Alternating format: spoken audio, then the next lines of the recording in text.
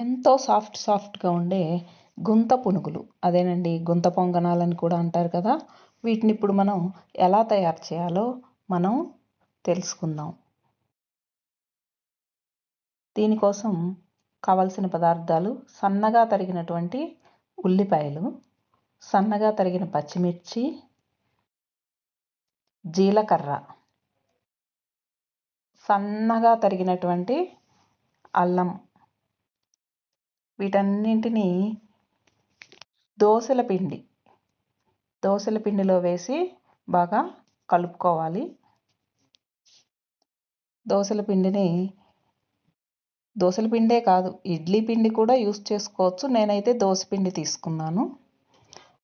వీటిని ఈ విధంగా దోసల పిండిలో వేసి బాగా కలుపుకోవాలి. ఆ తర్వాత స్టవ్ వెలిగించి ఆ గుంట పునుగులకి ఉండేటటువంటి ఆ పాన్ ఉంటుంది, ఈ వీడియోలో చూస్తున్నారు కదా. దీంట్లో కొంచెం హీట్ ఎక్కిన తర్వాత ఆయిల్ వేయాలి.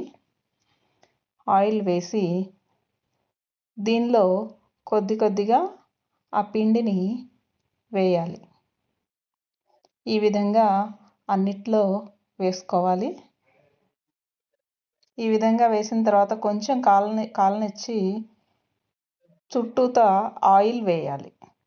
ఈ విధంగా ఆయిల్ వేయడం వల్ల మనకు ఈజీగా వచ్చేస్తుంది.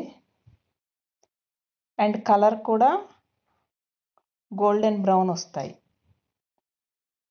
చూసారు కదా, మాడిపోకుండా అలాగని తెల్లగా లేకుండా చక్కగా గోల్డెన్ కలర్ వచ్చేంత వరకు ఉంచి వాటన్నిటినీ ఈ వీడియోలో చూపిస్తున్న విధంగా వీటిని మళ్ళీ ఇలా తిరగేయాలి.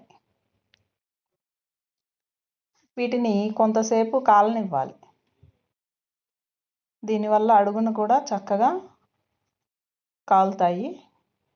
చూశారు కదా, వేడి గుంట పునుగులు రెడీ.